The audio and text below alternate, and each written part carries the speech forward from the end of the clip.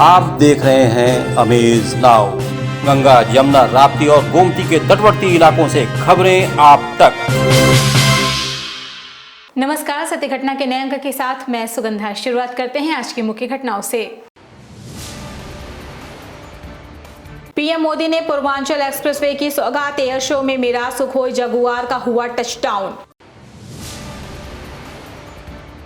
केंद्रीय नेतृत्व के आह्वान पर गोरखपुर में कांग्रेसियों ने निकाली भाजपा हटाओ महंगाई भगाओ पदयात्रा, लोगों को किया जागरूक।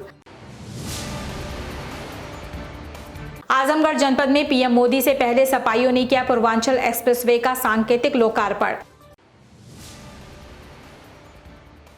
गोरखपुर जनपद में रोडवेज बसों की कमी की वजह से पूरे दिन हलकान रहे यात्री।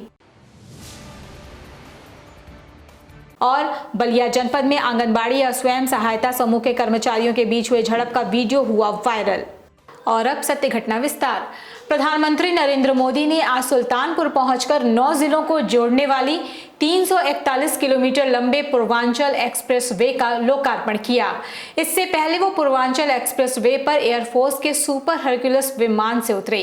इस देश के वो पहले पीएम हैं जो हरक्यूलिस से किसी एक्सप्रेसवे पर उतरे हैं। आपको बता दें कि ये एक्सप्रेसवे 22,497 करोड़ की लागत से बना है, जो पूर्वी और पश्चिमी यूपी को जोड़ेगा। ये एक्सप्रेसवे लखनऊ के चांदसराय से शुरू होगा और गाजीपुर तक पहुंचेगा। आपको बता दें कि पूर्वांचल एक्सप्रेसवे पर लड़ाकू विमानों को आपात स्थिति में उतारने की सुविधा के लिए 3.2 किलोमीटर लंबी एयर स्ट्रिप का भी निर्माण कराया गया है। पूर्वांचल एक्सप्रेसवे के उद्घाटन के बाद पीएम मोदी, राज्यपाल आनंदीबेन पटेल और सीएम योगी सहित सभी गणमान्य लोग वायुसेना का एयर शो देखने के लिए निर्धारित स्थल पर पहुंचे, जहां थोड़ी देर के बाद एक एक करके मिराज, सुखोई और जगुआर जैसे अत्याधुनिक लड़ाकू विमान लैंड करने लगे। इस दौरान वायुसेना ने पीएम मोदी के सामने अपना शौर्य भी दिखाया।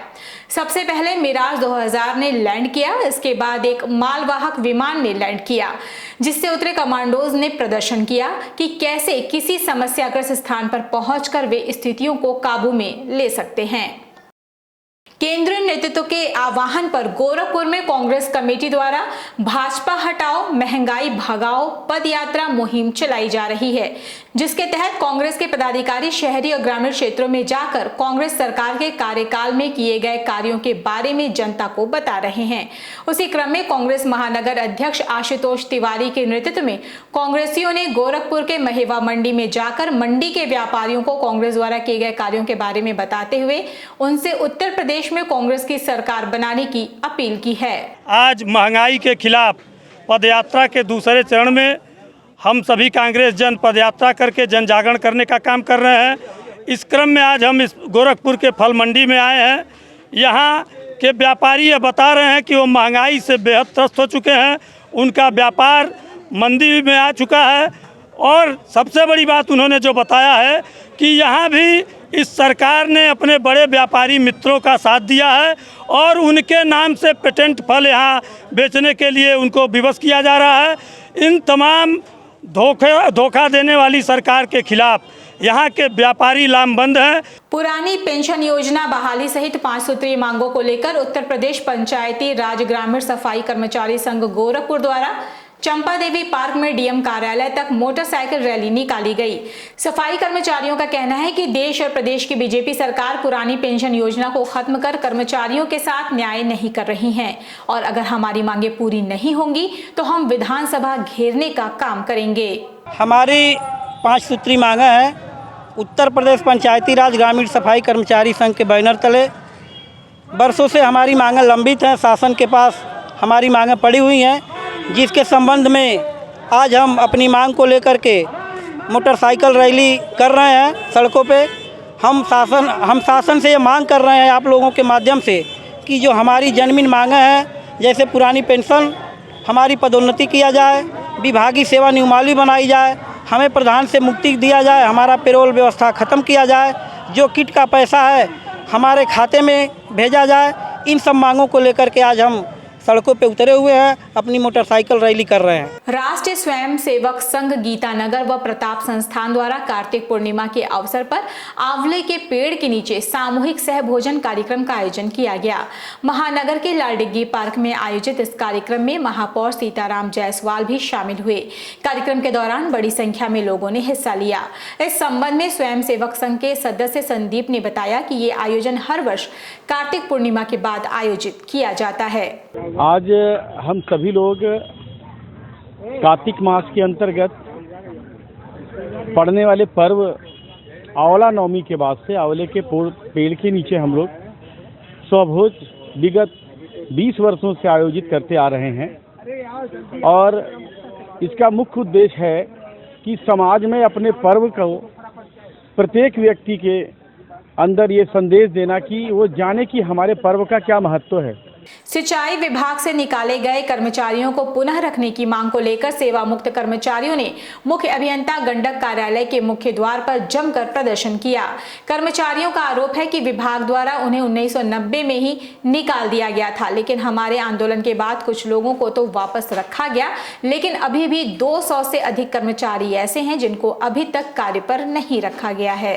ये कर्मचारी 1990 में हटा दिए गए कहते हुए कि विभाग में काम नहीं है। ये हट गए, मौखिक रूप से हटाया गया। उसके बाद में इनकी जगह पर 648 लोगों की गंडक संगठन में नियुक्ति कर ली गई नई। मैं इसके विरुद्ध कोर्ट में गया, कोर्ट ने हमें आदेश दिया कि ये पुराने इनको रखा जाए। 29,545 का से आदेश हुआ कि इनको कार्य पर रखा जाए और ये भी हुआ कि एक वरिष्ठता सूची तैयार की जाए 1990 से, जिसमें निकाले गए कर्मचारी और उन्होंने जो अलग रखा वो कर्मचारी की संयुक्त वरिष्ठता सूची उनकी प्रथम नियुक्ति तिथि से बनाई जाए और उसे समाचार पत्रों में भी प्रकाशित कराया जाए। क्यों नहीं कराया जा रहा है? उसका एक ही कारण है कि जो ये 648 कर्मचारी रख लिए, क्यों रख लिए, क्यों नहीं इनको रखा? कोर्ट ने कहा कि जब रखना ही था तो इन्हें क्यों नहीं रखा। अब समय हो चला एक छोटे से ब्रेक का, कहीं जाइएगा नहीं। शेष खबरें ब्रेक के बाद।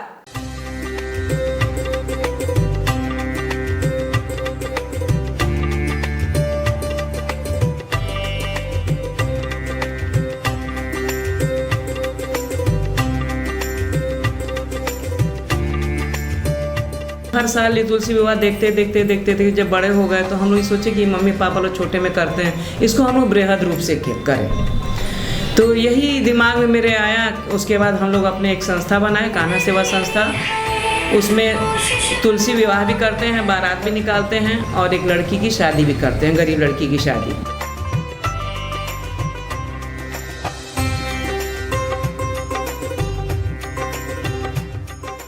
ब्रेक के बाद आपका स्वागत है। चलते हैं शेष खबरों की ओर।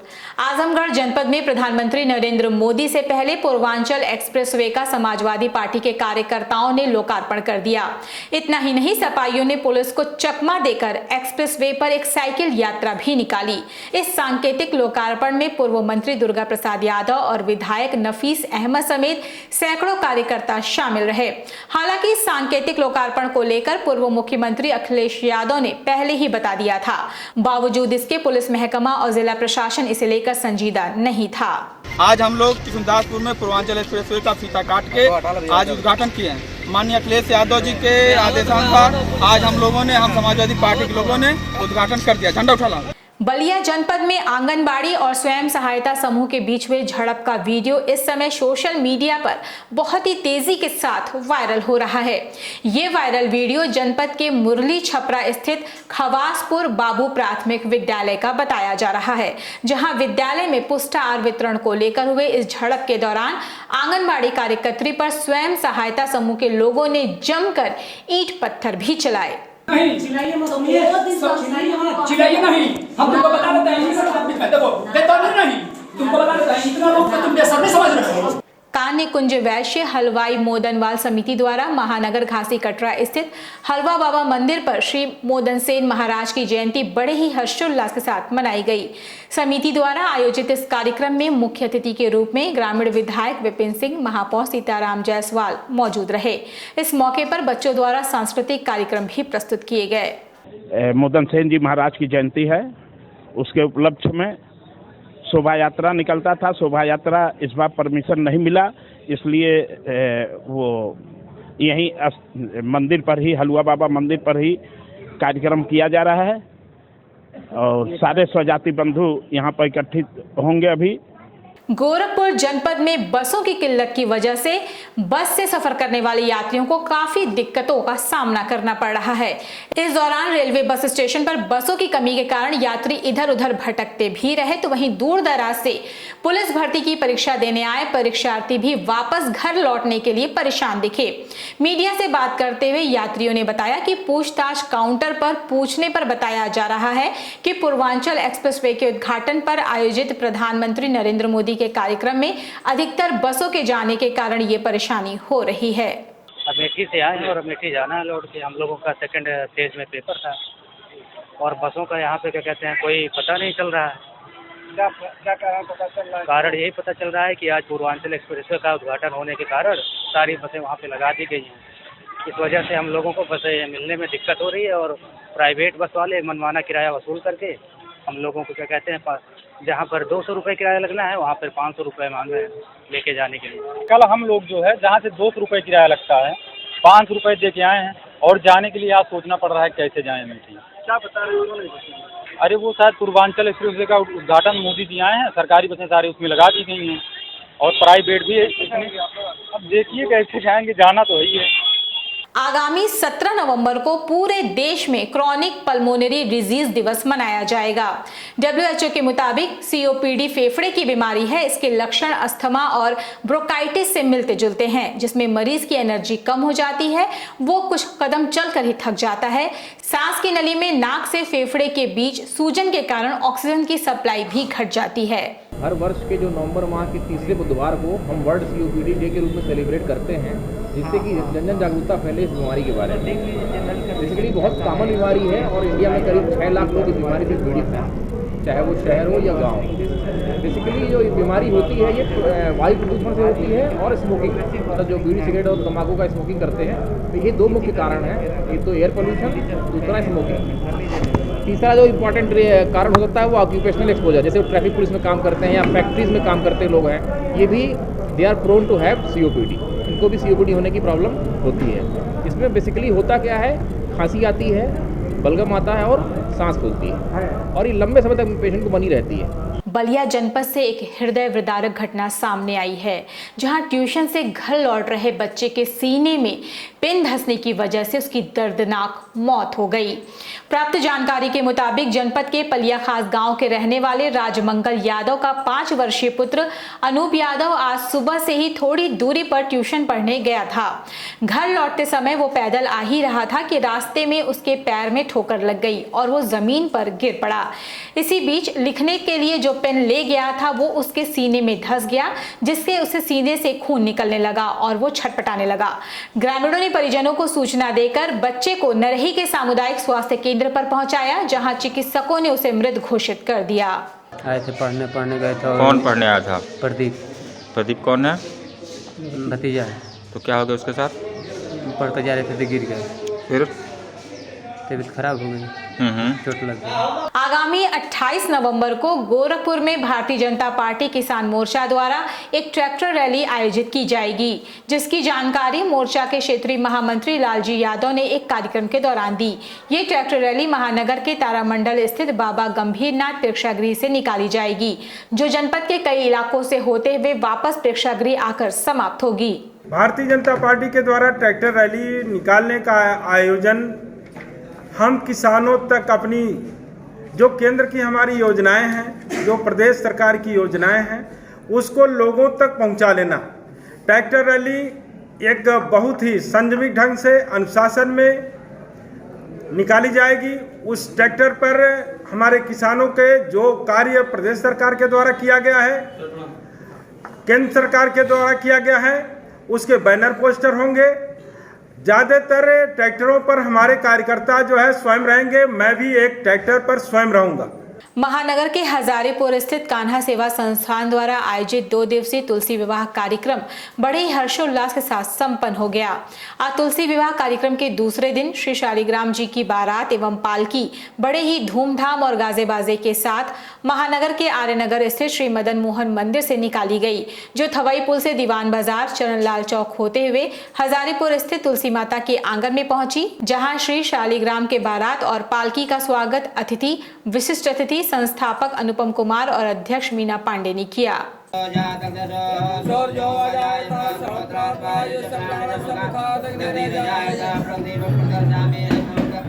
सत्य घटना में ये थी अब तक की खबरें। तेज सटीक और ताज़ी घटनाओं को जानने के लिए जुड़े रहें अमेज नाउ के फेसबुक पेज, यूट्यूब चैनल और वेब पोर्टल से।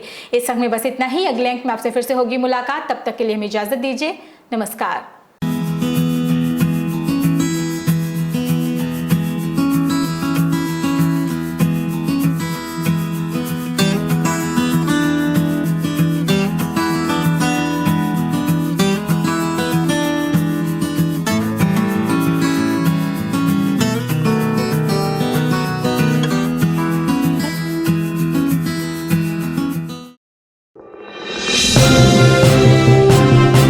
आप देख रहे हैं अमेज नाउ। गंगा, यमुना, राप्ती और गोमती के तटवर्ती इलाकों से खबरें आप तक।